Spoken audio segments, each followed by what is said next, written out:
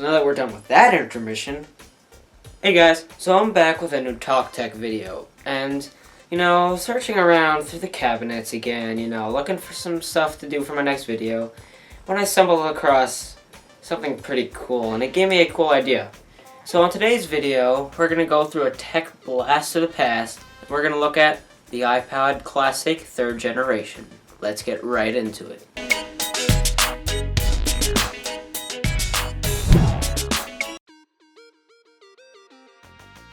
So let's first run through the spec list right here. So this device was released in 2003. It had a size weight of 5.6 ounces, so it's pretty hefty compared to today's devices.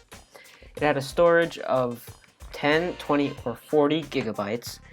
Now, that's pretty much more than my phone, so yeah, that's kind of disappointing. The screen type was an LCD monochrome backlit display. I'm pretty sure the next device was actually, the next generation of devices of iPods were actually the first to include a full RGB display. So, it's the last of its kind. It had a resolution of 160 by 128, and it also had a screen size of 2 inches, and it lasted 8 hours of use time. Once again, still more than my phone. So there's some really big history behind this, and I really want to go through it and make you understand why this device was so important.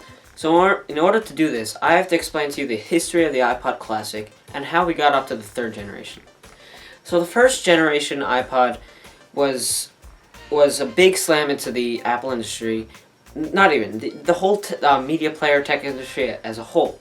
Steve Jobs had recently come back to Apple as a old CEO, and he really wanted to make changes to the company. And one of his first ideas when he came back was the iPod Classic, 1st generation, of course. 1st generation had classic buttons, monochromatic display, also just like this, but with different colors, I guess. It was much thicker though, and it only had like 5 gigs of storage, so you can only hold 1,000 songs on it. The 2nd generation, however, was pretty much the same thing as the first, just with a few added features, like a little slot cover for the connector, the FireWire connector, and little things like that. It was really not a big improvement to the original iPod Classic. However, when we get to the 3rd generation of the iPod Classic, we see a much thinner design, and we also see the discontinue of the firewall connector, and we see the intro of the dock connector, which pretty much lasted on all iPods, all iPhones, and all iPads until 2011. We also saw a radical new design with a touch-sensitive buttons instead of the old buttons that we had before. It was also the first device that worked out of the box on Microsoft Windows, so that was a pretty big deal for people who use Microsoft Windows. So overall, there was a really important reason why this device was probably one of the most evolutionary iPods in the whole collection. So one of the things that made Apple so great was its operating system. Its simplicity and minimalist design was matched by no competitors of their time. Let's just turn on the backlight here so you can see it a bit better. So basically, the whole operating system is designed to be simple. Every part of the operating system is basically just a list inside of a list inside of a list. It was simple and very easy to follow. Anybody who knows how to use anything should be able to know how to use an iPod. Just like an iPhone. Let me bring it out. You could hand this to a toddler, and people would still be able to understand how it is used. So back to the iPod. So basically, it was all about music in this. You go into music, you can go to playlists, artists, albums, and other organization of your songs, and you could just click what you want. You're also able to shuffle through the songs, go to settings and change the date, whatever, not much. And then there are some cool extras, most notably the games, Brick Breaker, best game ever. Yeah, I'm so good. Okay, let's off track here. So that's pretty much all there is to it, to the operating system. Okay, so my final thoughts on the device.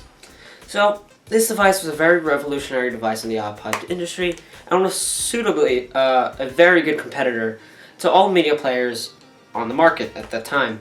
It was actually probably one of the most sold devices for media players, and it was very influential in the whole media player market.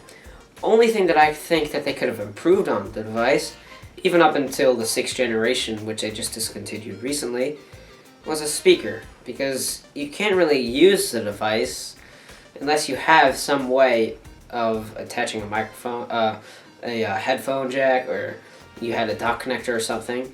So that's the only thing that I thought that they could have improved on. Other than that, the iPod 6th generation was probably the best improvements that they could have done to this device, and I think that it was a great device. So now that I have shared to you my thoughts on the iPod Classic 3rd generation, I want to hear from you. Did you have the device back in 2003? Did you like it? Leave it in the comments below. I'd love to hear it. If you liked what you saw, hit the like button below. If you want to see more videos like this, and if you want to see more action of me, hit it right over there. Otherwise, comment any other things that you wanna see in the next video, or any other things that you want to talk to me about. I'll see you next time.